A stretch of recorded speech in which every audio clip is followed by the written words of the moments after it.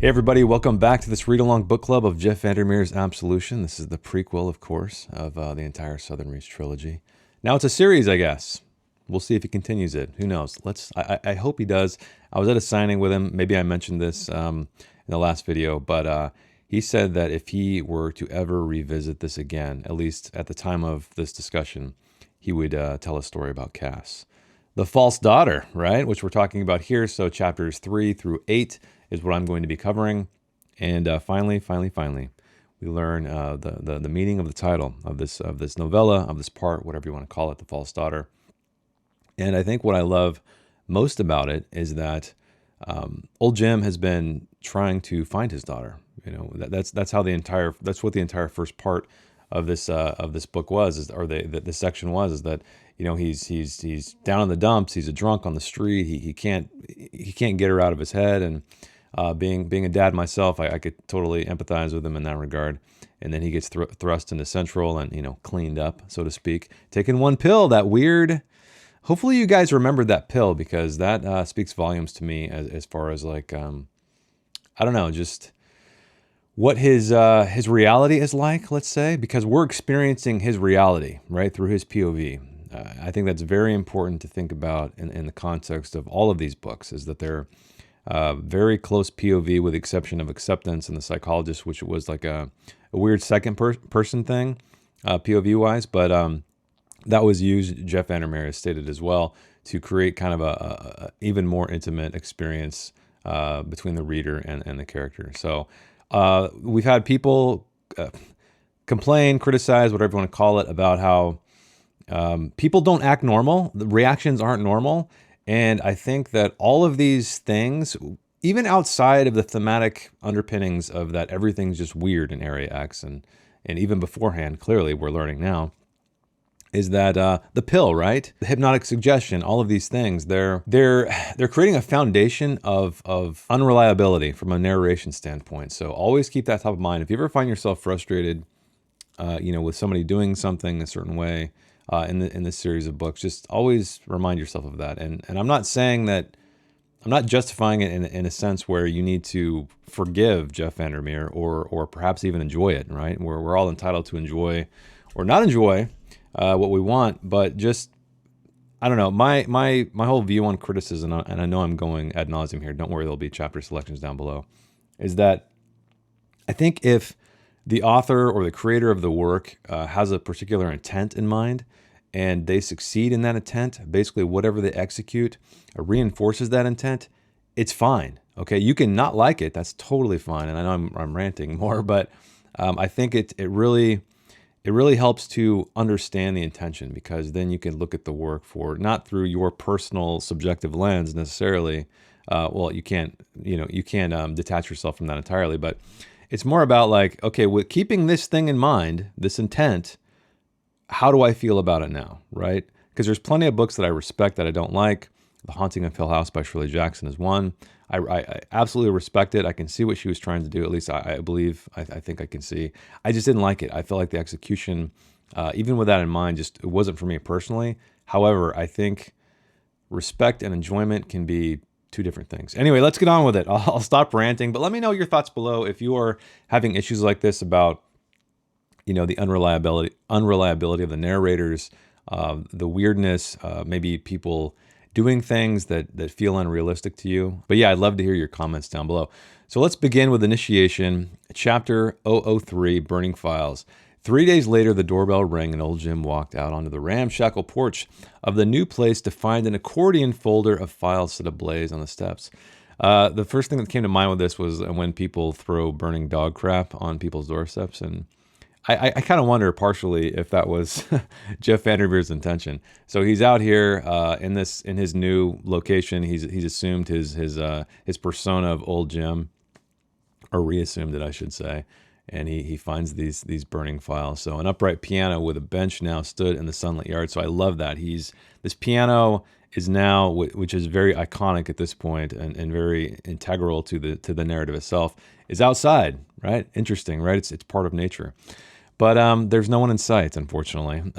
He could faintly hear one of the telephones ringing harshly in his office. I love that cue. He knew it was Jackie before she spoke. Get Jack's message? I let them burn. Thanks for the piano, old Jim said. I've only seen the piano in my nightmares of Deadtown. I know how you are, but you report to me, not to Jack. I run this operation on the ground. Is that clear? So she is asserting her dominance here, which is really interesting because Jack is kind of a, remember how he was described as like this, I think he had a flannel shirt on, if I remember correctly. And I remember he had like tiny hands or smaller hands, or he just had a very kind of like fatherly demeanor to him. And Jackie is really asserting herself as the one in control. But she continues with, I will now go through mission directives and your cover profile. Then I will hang up. And that's exactly what happened. So he is at her command, right? So old Jim in the field felt different than old Jim, in quotes, in the archives. Some perverse impulse attached to that transition from words on the page. The interrogation of dead text to the sun on his face receiving real-time detail. I love this opening line because, or these opening lines, because, I mean, I've experienced this myself to a degree in that you can read about something or even watch something or see photographs of something, but when you're there, it's an entirely different experience. The one that comes to mind for me, and granted it wasn't weird, is the Cliffs of Moher in Ireland. So I'd seen pictures of it plenty of times, but man, going there, it's just, obviously it's reality, but it has just such a sense of scale and tactility and just like awe, really, that I can kind of see what he's getting at here. But it's got to be even crazier for him, right? Because he's reliving, not reliving, but he's visiting the spot where all these weird things happen. I think that's something cool too, is when you ever go to a location where maybe some terrible atrocities have taken place, or something epic. Like, I think we just, as people, we feel it, right? Regardless of it happened or not. Maybe we don't know what happened. Maybe it's hinted at. Like, let's take biblical stuff, for example. So you can go places, that are mentioned in the Bible where allegedly some fantastical things have happened. And regardless of if you believe it or not, just I think knowing that the lore, let's call it, you feel something, right? You feel something visceral, something that is completely detached from logic or your mind. But anyway, I will keep going on. But let me know down below if you've experienced anything like that. Have you ever read extensively about something and felt like you were there, something maybe weird, and then also visited that place and had the opportunity to contrast those reactions? But easier to become lost here, and maybe that was for the best. So he's still kind of running away, it feels like. Jack had flagged the whole situation under the vague term interference, in quotes, which usually means foreign hostile intelligence service, in quotes, which meant, also in quotes, enemy hindering our cohesion and compliance experiments on the Forgotten Coast. In the case, 18 years ago, an anonymous central analyst had concluded that, in quotes, the full extent of foreign interference cannot be grasped. Grasp? That's a hard word to say. Grasped? From the evidence on hand. For this reason, the Central program should continue in a different context, and Central should explore more fully why the Forgotten Coast might be of interest. So I love that, because this was hinted at in the original trilogy, is that there's something weird about this location.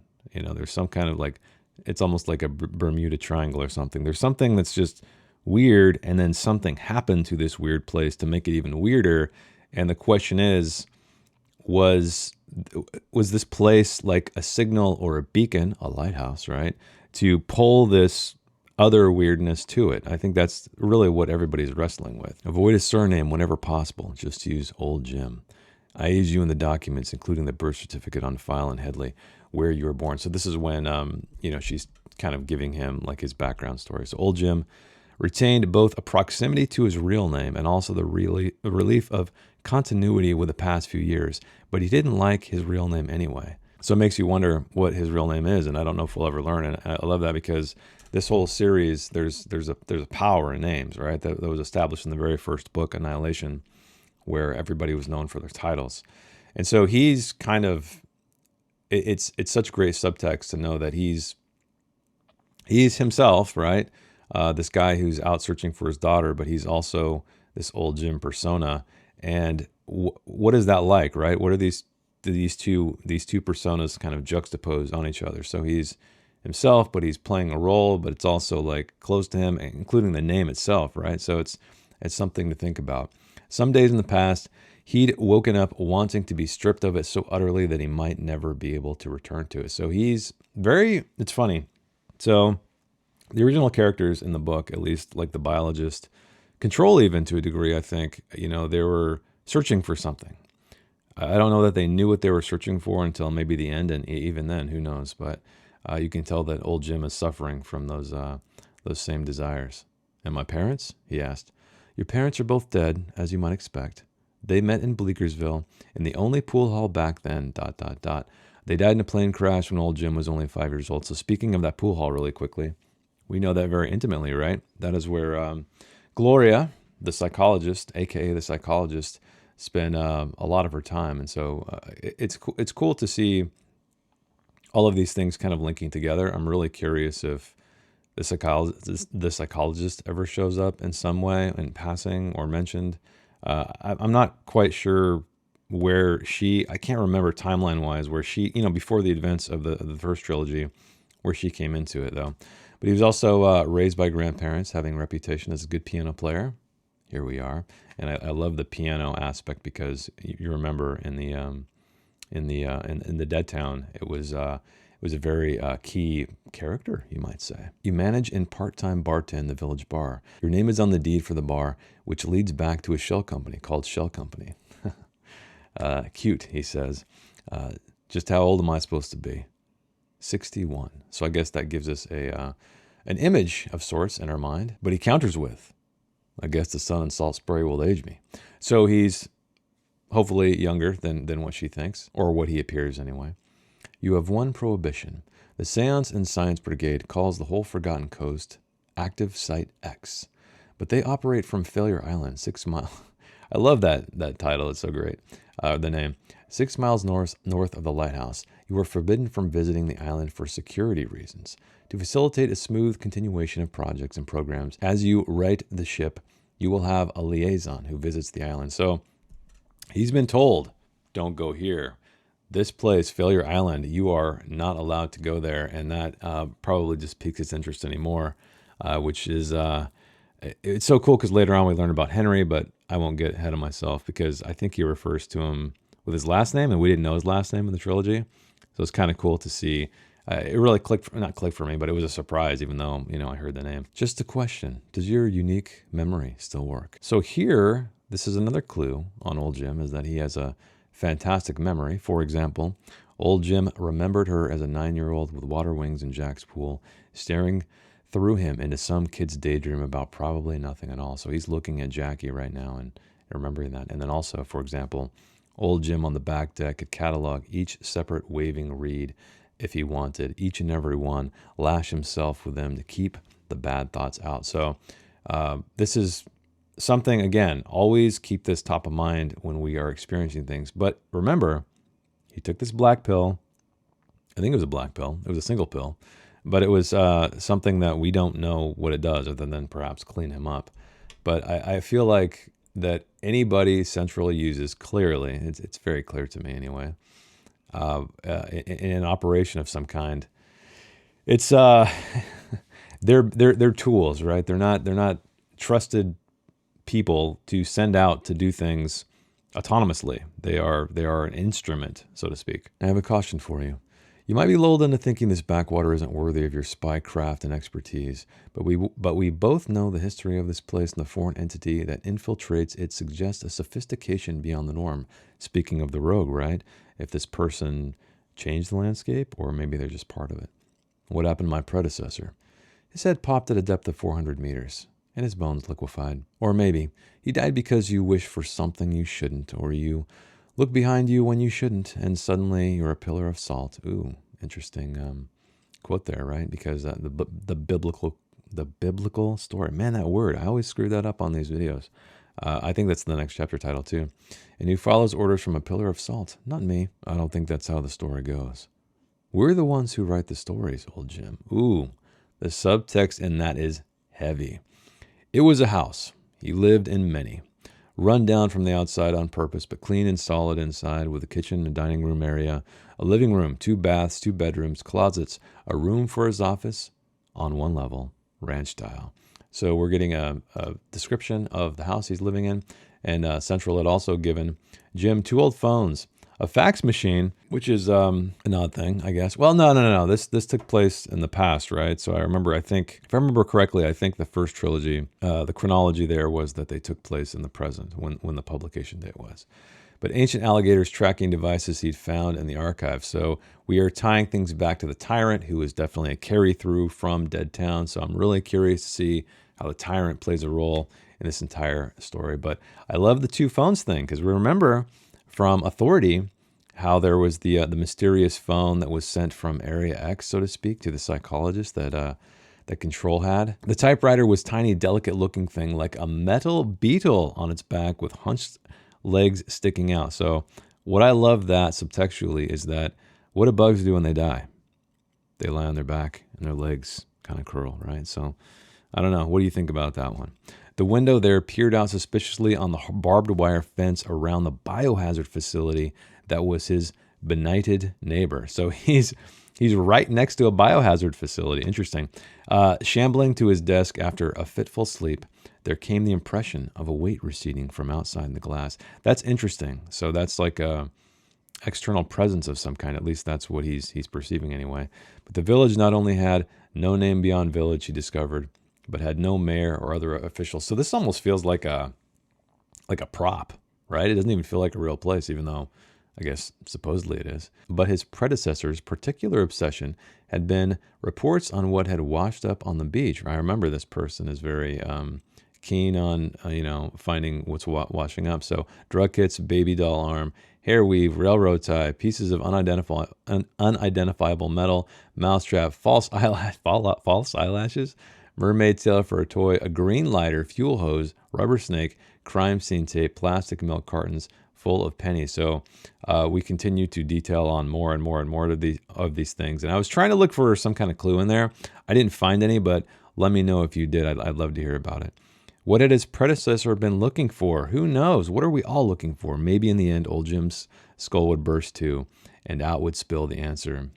Man, that is such a beautiful, beautiful line. Jeff Vandermeer never ceases to just impress me with his craftsmanship of words. But soon enough, unable to resist, old Jim sat at the upright piano next to the stone path. Old Jim started to play the melancholy notes of a song, Rast, part of an 18th century composer's piano suite titled Winter Journey. Most of Winter Journey had a kind of universal appeal, and the melancholy satisfaction of existing within someone else's sadness, their expression of that condition, removed from his by centuries and situation. I should have looked this up. I don't even know if this exists or if this is a concoction of Vandermeer's imagination. But a phantom's flaming breath pulled me from my route. It led me to rocky depths with no hope of getting out. Interesting, because I know some people say route and not route, but I said it how Jeff Vandermeer says it because it rhymes with out. I follow dry riverbeds. In peace I make my way. Every stream will meet the sea, and every sorrow will have its day. He played, and he knew it by heart, sang it silently as he played, minor key leaping from low A to high. I love this too because I don't know if Vandermeer is musically inclined or plays an instruments, but this is very specific to music. I've played guitar for a long time. I haven't played it in a while, but this is something that musicians typically only know. It's not like deep music theory or anything like that, but cool little detail. It is his almost wife, one word, hyphenated word, he could not remember except if he tried hard, vague, out of focus, moments that he couldn't tell was actual memory or a photograph he'd seen. What was a person sometimes but a wandering fire? But put the flames out. I love that because remember, God, what is the opening? There was like an opening title or something at the very beginning talking about flames. But anyway, let's move on to 004, The Unwanted Gift. The morning after Jackie Severance's call, old Jim stepped onto his porch with his usual cup of coffee. And she, italicized, stood there. Who is it? Cats had always looked uncannily like her mother, and so it was the mirroring too. Mirroring, doppelgangers, we can see the wordplay here, that punched old Jim in the gut. "Hi, Dad," she said in a chipper tone. It's good to see you. But it wasn't, and yet it was. So he is conflicted, clearly, because this wasn't his daughter. He is sure of it. Old Jim knew that, didn't know that. I love the counter right there, right after it. In fact, a surge of betrayal. Was this a joke? Leave, he managed. Sure, Dad, the false daughter said, and he already named her that, which is great. That mug you broke, old Jim managed to whisper. That mug was a present for my daughter, and I never had a chance to give it to her. Won't you invite me in? There's so much to get started on for the Seance and Science Brigade. So this is so weird for him, right? Not only is this broken mug something that he wanted to give her, he's viewing her as an outsider, right? Which is, it's smart of him, right? It's not crazy of him knowing all of the nonsense Central gets up to. But would he let her in? Would it kill him if he did? Let's sit out here a bit. Invite me in, as if she knew she was something strange, some monster from old folktales that could not pass a threshold without permission. I love that, because that's vampiric, right? So if she's Vandermeer's adding this extra layer of monstrosity, kind of, or monstrousness to the story, having his daughter, request to be invited in. With a leather jacket over a t-shirt for a punk rock band, the gold earrings in a spiral pattern. Spiral? Reminds me of Junji Ito. Uzumaki. The faded blue jeans, the black boots. She smelled of the same breath mints Cass had used to cover clove cigarettes. So much characterization that Vandermeer is painting here. Then a kind of smoldering came over him, and old Jim decided to punish her. This imposter. I haven't seen you in a while, old Jim said. I just had to go away for a while to work some things out. You can understand that, can't you? Listen, Dad, I'm sorry, I am. But now I just want our mission to go well. I want that for both of us. And she takes his hand in hers. It was too familiar an act, too sudden and too intimate. I love that, because I know I keep saying that, but I do love this book. Is that he wants this connection with his daughter, but this is all happening too quickly. Like, it's not how he envisioned. And when you haven't seen somebody for a long time, especially someone you have been desiring to see for a long time, you just have a certain cadence, I guess, of this reunion, and it is absolutely not what he had in mind. Dad, I spent this time trying to figure things out. I've been out of sorts, but I'm better now. I'm here now. Dad. The words sounded odd in her voice. One element Central hadn't been able to coach into the doppelganger. So he still thinks she's a clone. Maybe she is. I don't even really know. What's her name? Old Jim asked. What's her real name? Cass, of course. I haven't changed it. What about your true first name? Eleanor, as always. The shining light, he said, just to hear it aloud. Ah, so good. Stay here, he said. I've got something to show you. Jack's perverse idea of a gift, or some form of torture, indeed. Old Jim searched for the box he meant to show Cass, in quotes still. He's changed from the false daughter to Cass in quotation marks, which is, it's a cool little progression on the prose level. Somewhere in the closet of the master bedroom. This terrible thought that couldn't be true, that false Cass was Jack's way of hinting he knew the location of real Cass, and if old Jim just played along, maybe Jack would give him a clue, or even an address and a phone number. So he's full on, we are not strangers to these characters sounding like conspiracy theorists, and I love it, because that's exactly what you want in a book like this. Old Jim shambled out onto the porch with the box and upended it at his false daughter's feet. Okay, now we're back to that instead of Cass. All the letters in their sealed, unaddressed envelopes. I wrote you so many letters. I wrote you so many, and there was nowhere to send them. I just kept writing them, and you just kept not being there. Oh, man, that's such a painful line. But Cass, here we are. It's like I don't know if Jeff Vandermeer is doing this for not to be repetitive or not, but you can see, right? He's going back and forth from the false daughter to the imposter to the doppelganger to Cass. Cass was breathing heavily, staring at the letters like she'd been cornered. God, this is so fucked up. All this time I've searched for you. I've sacrificed for you. You don't even know me. Sharp like an ice pick. Do you want me to read these letters? She asked. Because if you do, I will. No, he said. No, you don't need to. It's okay. He still shut the door in her face. He felt he had no choice. So there's still this distance, this threshold. I love it, right? She's the vampire at the threshold, basically. And it's more metaphor, it's more subtext of when he does finally invite her in, right? Because he has this obstacle between them. It's so great. Which brings us to chapter 005, Pillars of Salt. Was old Jim the candle, the flame, or the vessel? This is a question that was brought up on the Discord server, like what the hell does this mean? I don't really know. It's let's move on with it because it's definitely mentioned, I think, at the end of this chapter, if I remember correctly.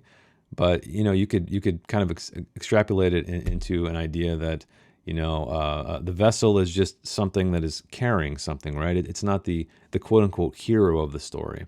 The flame, you could argue, is the catalyst, or in fact, the hero. Whereas the candle itself is tied to the flame, but it only is important if the flame is lit. So I'm not quite sure. I think he's trying to view himself in those contexts, right? Is he just the thing that is carrying this thing? Is he not sort of the focal point, or is he the focal point, like the flame, which is maybe the catalyst, or the candle itself, which is the thing that is carrying the flame, but still vibrating with an inner discomfort from the encounter with an unwanted gift, plagued also now by a new dream since coming to the Forgotten Coast. In the most prominent, Old Jim was a small glass vessel containing a lit candle like a memorial. Okay, so we're getting more description of what he imagines this to symbolize. At the bend of a rural, another hard word to say, road, with a green light linking in from Central's files. Green. I love that because I think that's, maybe I misremember, but I don't know. It just brings to mind when the psychologist was screaming annihilation and like all these sparks and light was shooting out of her mouth. But this awful sense of not being able to move, not having a body, of being at the mercy of the world, dead, but having to live. Okay, so I think that gives us a little more context. So I feel like the vessel is kind of exemplifying that. Despite a shiny new sign, the Starlight Lounge outside Bleekersville had already acquired the world-weary shrug of a dive bar. Only 2 years after opening, Jackie had designated the lounge as a location for debriefs. So he calls her here. And Jackie shows up, bursting into the door. "You're not the only project I'm managing. Make it quick, succinct. Send my daughter back to Central," he said. "It seems like the help you need, but you don't want? Maybe you still think that someday your real daughter will come back." And he forced himself to avoid the bait and abyss of that because she's playing into his delusion, or is it? Who knows? I think that's the whole point of this thing. About Cass, though, I can give you the broad outlines, Jackie said. She grew up poor, joined the ROTC because it felt like a way out, then the military. It took her longer because, skip ahead, I don't need the whole sob story. Not in the mood? Okay. Her first mission from Central just 2 years ago, she was on Black Op, a bullet through her clavicle, and 2 days hiding among the bodies, and then 3 days under the hot sun thinking about her dead friends before exfiltration. Tragic story, Old Jim said. Was it true? This is very, not exactly reminiscent, but remember Control had a falling out. He had a terrible mission that went awry, and she, we know, is Jackie's son, so it's kind of interesting to see this parallel here between these 2 characters. What are you not telling me, Jackie? Central must know more about the rogue, the stranger in the files. She rummaged through the duffel bag, tossed a thin file folder under the table. What should I do? About Cass? Nothing. Let her do her job. And she decides to leave at that point, and at the door, a thick-set, mustached man in a cowboy hat, blue denim shirt, jeans, and boots had appeared waiting for her. It's a weird ride, man. And what if I can't work with her? She shrugged.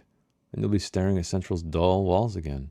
Or maybe you'll be dead. And then she was gone as if she'd never been there, like any true rogue. Love that counter.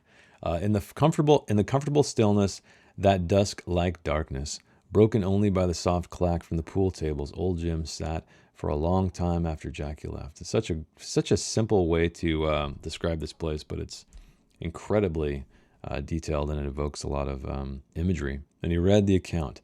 The incident detailed in the file had happened in the late summer of the previous year in a remote area, estuary-fed, that lay between Deadtown and the coast. Two teenagers on their way to the beach reported seeing a naked man on a raised berm in the marsh, with a huge alligator walking beside him. The alligator had a lifeless body in its jaws that looked exactly like the man walking. Cool imagery, crazy stuff. Is it the rogue and the alligator, and with the rogue himself in the alligator's mouth? Hopefully we'll find out. Resembled the rogue, except the one in the alligator's jaws had a floppy, soft quality, like it wasn't real. So, a crazy facsimile. Is this kind of an echo from Area X that is going to happen in the future? I don't know. But Old Jim had the thought that the rogue could be like a soldier who didn't know the war was over. Kind of cool, right? It's like a ghostly soldier. But what did that make the tyrant? Indeed, I want to know. Which brings us to chapter 006, Smashing the Keys. A war of dreams in his head, but he couldn't divine what lay tangled there, except him as a vessel with a candle inside. There we are again, teetering on the deck railing of the wind. It's very nautical. The first real attempt at a briefing occurred a few days after he'd met with Jackie, and he'd been wading through files and SNSB procedures. Old Jim looked at Cass on the stoop, scowled, and said, "Okay, then, come into the damn house." This is the beginning when he invites her in. "But take off your shoes first." "Boots." "Don't worry about what I do." And he cuts it off because he's about to say kid. He could tell from the look that came over her face that she knew where that had been headed.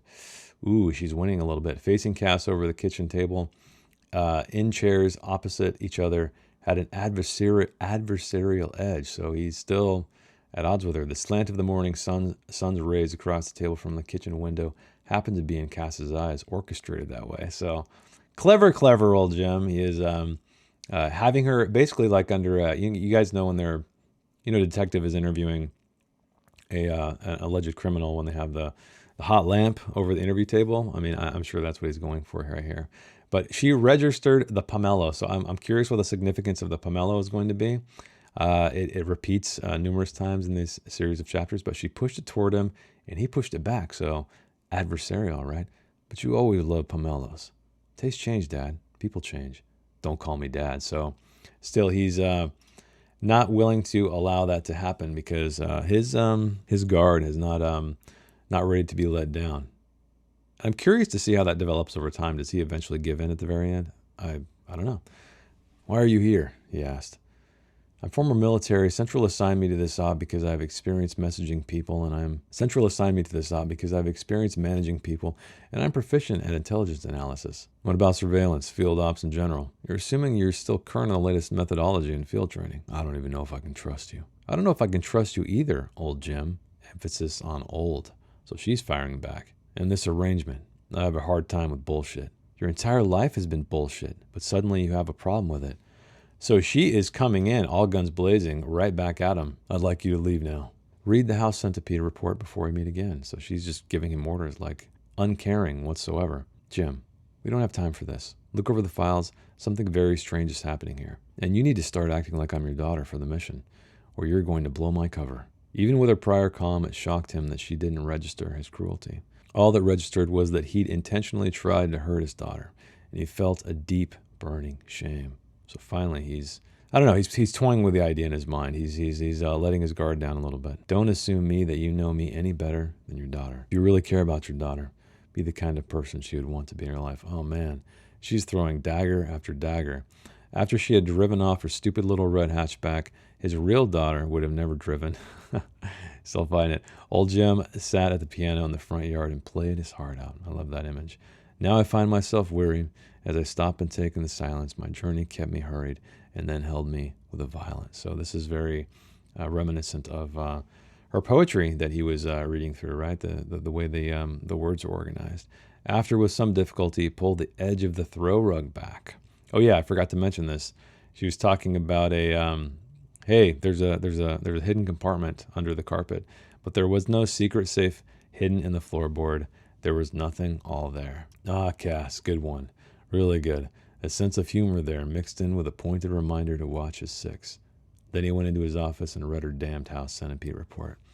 Great chapter. I love it. It's such a great scene where, they're adversarial as Saul, not Saul, Saul, as old Jim mentioned, but she also she doesn't back down. She continues to press forward and continues to kind of alienate him in a way, and bring some daggers out of her own when she's playing into his delusion, if it is one even, I don't know, that, do what your real daughter would need right now. So it burns, which brings us to 007, the House Centipede incident.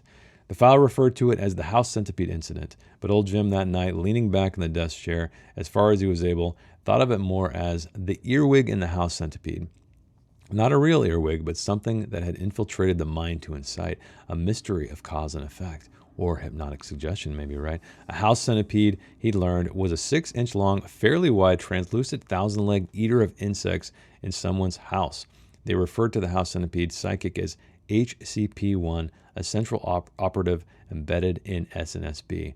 but goes by the name of Helen. But it's also kind of fucked up that they call her the house centipede psychic now. At first, it appeared Helen HCP1 would have a normal day on the mainland. Well-established routine that violated current security protocols. But Henry Cage, so what threw me off was the last name. So Henry, I remembered clearly, but Cage, I wonder if Vandermeer did that intentionally.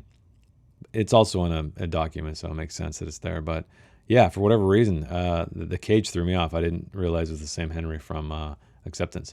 But Henry Cage, credited with parts of the report, had a weakness for dramatic phrasing. On the way back from the village, an uncertain event occurred. Between the lighthouse and the dock where the boat picked her up, Helen HCP1 went flying over her handlebars, landed in a clump of lacerating glass, knees bruised. A weird sort of panting came to her across the crashing waves. Then a voice she described as both raspy and sweet, harsh and kind, threaded itself between sea wind and land wind. It trickled into my ears like water, and it sounded like someone had spoken to me from under the sea or the marsh. But also, I could have imagined it. The Seance and Science Brigade kept a daily POE, Peculiar Occurrence Event log. I like that Poe, right? Like Edgar Allan Poe. In which HCP1's experience had been added to the list of nascent auditory hallucinations. SNSB's salvage and research operation housed legitimate and more experimental operations, however. The docks hid the submersibles in what appeared to be a derelict boathouse. So it's kind of reminded me of, like, I don't want to say James Bond, but kind of James Bond with these submersibles and like a decoy houseboat or cabin or whatever it was. And they're going down to investigate what's below. This impulse to use sensory deprivation at the bottom of the sea to explore the idea of, okay, so I'm wrong. I forgot about that. It's not about exploration. It's about being a conduit or vessel for kind of distant messaging, right? Almost as if you're trying to contact spiritual, I guess, or extraterrestrial intelligences. Helen HCP1 woke up and made my way to the bathroom. Halfway there, I felt something soft underfoot, and I briefly faltered, but was determined to pay it no mind. Here, HCP1 entered a loop of no mind and no mind, no mind. Helen HCP1 could not deny a sensation of wetness on the bottom of her right foot, but almost made it back to bed before she gave herself over to the feeling that something terrible and disgusting may have occurred to me because of me. Interesting. She thinks she's the cause. Next, she walked back to the bathroom, wiped her foot, although it felt as if I could not get it clean, as if what I felt had become part of the bottom of my foot. So this reminded me immediately of Control. Remember when the border was expanding or whatever was going on in Central, and he touched the doors to the, I guess it was not the archives, but the lab, and he felt this, there was a sensation, he couldn't get it off, right? It was like touching a manta ray, I think it was equated to, but yeah, really cool stuff. Water lives there. Where had he heard that before? I don't know. Helen HCP1's right foot began to feel wrong, in quotes, and she woke to a voice, and the voice was coming from her foot, and the voice kept saying, "Help me, help me, help me."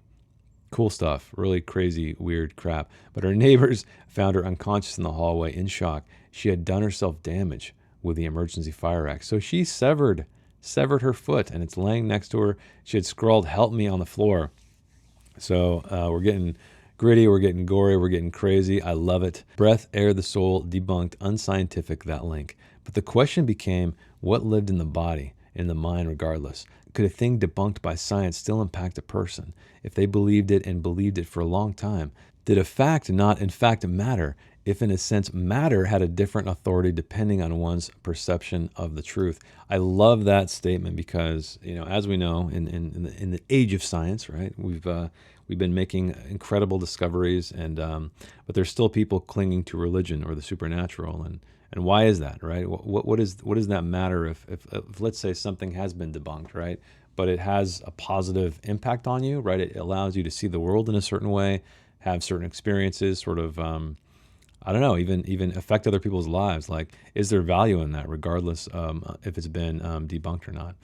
I don't know, but old Jim mistrusted the the stone, but if he believed in the earwig, he could rationalize that a command phrase, not a spell, so it's this balance of science and magic, if you want to call it, had caused her to lose control of her bicycle. So, God, what is the quote? Arthur C. Clarke, Any sufficiently advanced technology is indistinguishable from magic. I believe that's what it is, and I love that sentiment because it feels like that's what we're wrestling with here, right, to a degree.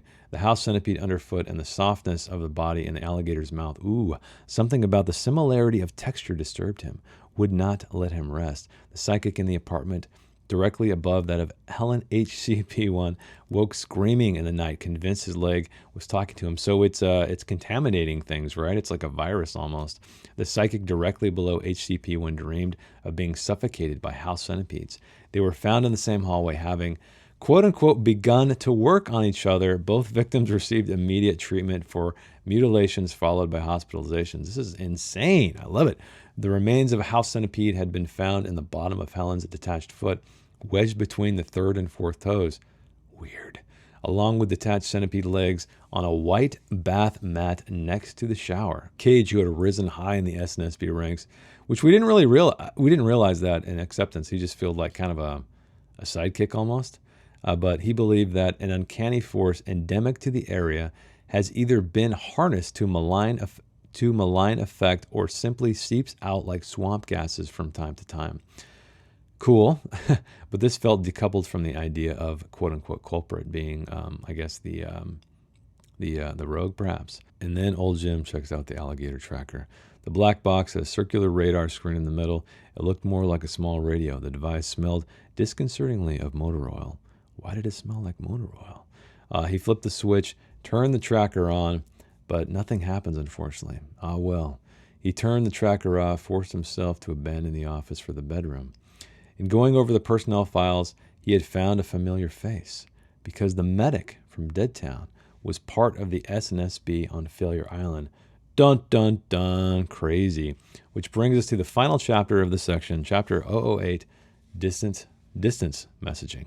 Turn on the lights, sweep and mop the floor, clean bathroom faucets, countertops, and toilets, destroy the fuzziness in his head by filling an ice well with with 3 buckets of ice. So he's trying to just literally clean his mind of what he's reading. It's disturbing, it's unsettling.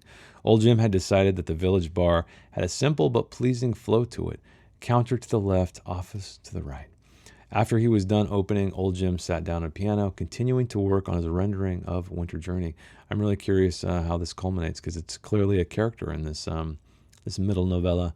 Playing it was cathartic, so old Jim is finding a way to cope right now. And all he knew was the piss smell in the toilets had been fixed forever, and everyone but Man Boy Slim seemed grateful.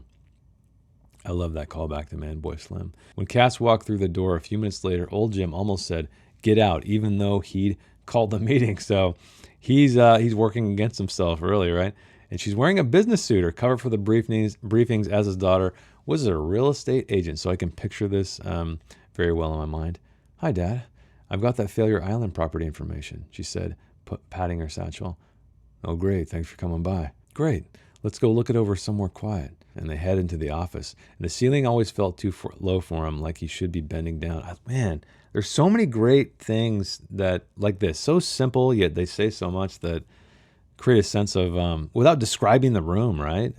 Just that line. It's a perception. It's not necessarily a reality, but it's how he feels about it. "Is that for me?" she asked, unable to keep the mischief from her voice. "What?" "That thing. The grapefruit." "Pomelo," he said, "and no, it's for me." "Sure," she said, sitting down with a grin. She tossed an evidence back onto the desk from her satchel. So what was great about that is it's a callback to their conversation they had around the table, and when it fell on the floor. So on the satchel reads, champion angler, Headley Regional Finals. "Fine craftsmanship," he said, contemplating the buckle.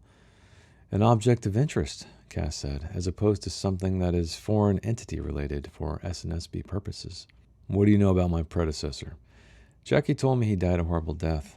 The files back at Central just said heart attack." "One of the brigade's submersibles imploded for no good reason," Cass said. "The house centipede incident felt like more of the same. He was with 2 Central-trained seance personnel on a distant messaging attempt." "By seance personnel, you mean psychics?" "Yes, psychics, clairvoyants, telepaths. I forget all the categories." "By distant messaging, you mean remote communication between minds?" "Yes, although it can take various forms, or be about 2 or more psychics connecting to solve some problem, let's say." From the distance messaging reports, he'd gleaned what he thought might be traces of the rogue. There is a crevice in the Black Sea with a light pouring out. The stranger lives there, peering up at us. Something lives with him close, something beyond understanding, when his eyes open, or so too do the eyes of others. It's almost like there's a catalyst down there, right? So they're going down there. Perhaps the rogue or whatever it is triggering these events. Do you believe in any of this? He asked. Doesn't matter. What I thought I believed about a lot of things doesn't help me here. The brigade also does more conventional research on sensory deprivation, Cass said. The data is sent to other central projects. The Forgotten Coast also seems unusually rich in reported psychic phenomenon, which also fascinated the part of Central that seemed to believe warring psychics were the future of combat. So this is a cool development, right? Is that we're constantly dreaming up or engineering new weapons, but they believe that it's in the mind. Tell me more about the buckle. The buckle belonged to your predecessor. He wore it all the time, but it wasn't on him in the submersible for some reason. Instead, it was propped up on a concrete block at the head of my parking space at the convenience store. Someone put it there while I was inside buying a gallon of milk. Do you want to guess when I found it? The week you came to the Forgotten Coast. Cage wrote the House Centipede report. Yeah, he and his half-sister Suzanne. Suzanne, remember that from Acceptance, so interesting. Half-sister came on board a few months before the sub-incident. And since then, I guess you could say, they've taken control of part of the operation. Who brought them into the operation? Jack. But Henry has a history of violence. Interesting. Okay, he's a little crazy dude, right? As a teenager, he tried to burn down a gardener's shed with a gardener in it, tortured his pet hamster by cutting out its eyes and replacing them with pebbles, claimed it was a collateral damage from a seance. Okay, so we did not know this about Henry Cage at all. We do remember he had like his head was tilted to the side a little bit. He was a little bit off. What if Henry did put the belt buckle there? What does it mean? He was sending the message that he knew you had arrived and telling both of us who's really in charge. Oh, man. Give me the file on Henry Cage if you don't mind. I also want to talk to David Shears from SNSB staff as soon as possible. The medic. That is the medic's name. Can you set that up? He could tell she was surprised at that request, but he liked that she didn't ask him why. As he walked with her to the front door, old Jim felt an urgent need to apologize for the last time they met. That theirs might be a strange and uneven fellowship because their mission itself was strange, because they were both messed up too, but that was all right. Instead, he just said, there was no safe under the floorboards, but there is now. Let her think about that for a while. But he could tell from the grin spreading across her face that he'd said the right thing. Such a great ending to that chapter because we have them at odds. They're kind of finding an understanding. They're starting to joke at each other right now, which is so great. But let me know what you're thinking so far. Let's talk about where we're going to read next. Let me look up the next 50-ish pages here. So it looks like we should read chapters 9 all the way through 13. So I will see you there in the next video. Let me know your thoughts, how you're feeling about it, anything I missed that I forgot to cover, any questions. Don't forget, you can always join the Discord server because that's where we're talking about this book exclusively. Well, in the channel, I should say. We're talking about all kinds of things. But anyway, I'm rambling. Thanks for hanging out with me. Thanks for watching. Thanks for reading along with me as always. And I will see you guys in the next one. Bye.